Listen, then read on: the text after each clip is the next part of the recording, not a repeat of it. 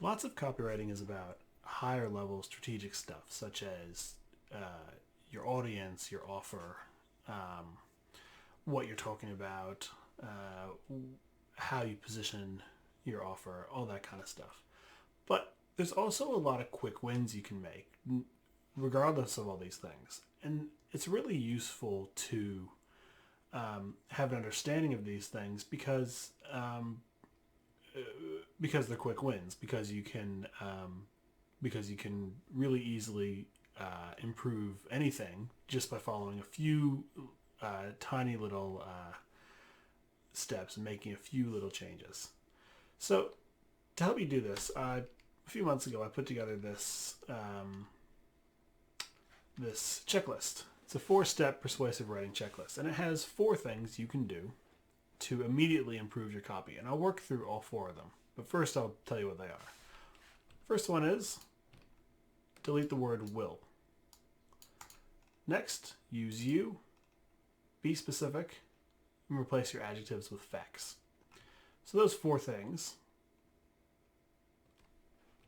are going to help you be a much better copywriter or writer in general. So there's 2 reasons to get rid of the word will. The first is that it's just wordy.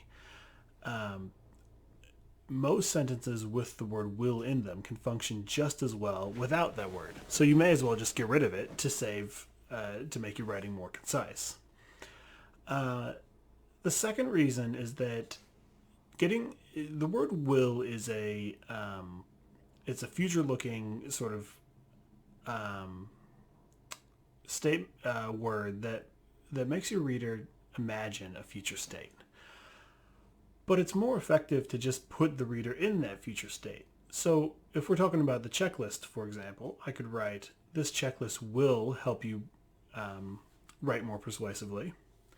Or I can just write, this checklist helps you write more persuasively.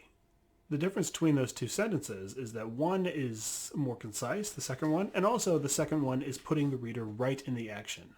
Rather than saying, we want you to imagine a world where you write more persuasively, it's just saying, you write more persuasively. And that is more persuasive. That's a better way to articulate the idea. So the next thing to do is to use the word you as much as possible. And we do this for the same reason that we get rid of the word will. Using you makes your copy immediately relevant to your audience. It centers it on whoever's reading it and makes them the hero of that story, which in turn makes it easier for them to imagine whatever future state you're describing. So, for example, if you were talking about this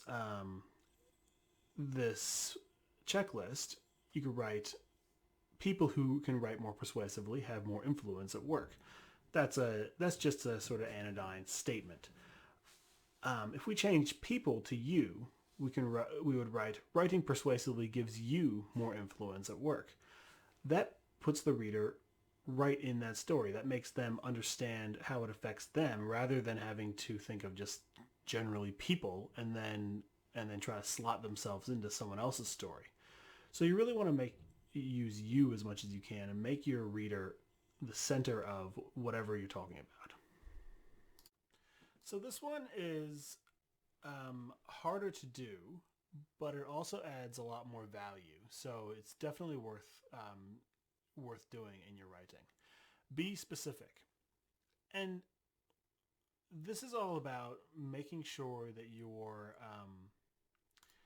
that the things you're saying are talking about very specific benefits to your audience. The best way to articulate this one would probably be to use an example. So if I was trying to sell you this checklist, I could write, this checklist helps you write persuasively. And that sounds fine. And that's kind of that's the dangerous thing about this. You can look at something that's not very specific and it actually looks fine at first glance. But now let's run a filter over this and make it a bit more specific. This checklist helps you use writing to persuade people to do what you want them to do. Do you see the difference there? the first one is just kind of vaguely saying write persuasively, whereas the second one is very specifically telling you the outcome you'll get from using this checklist. And that's the kind of lens you should be putting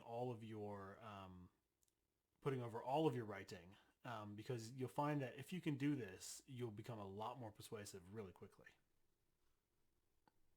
So the last point here is to replace your adjectives with facts.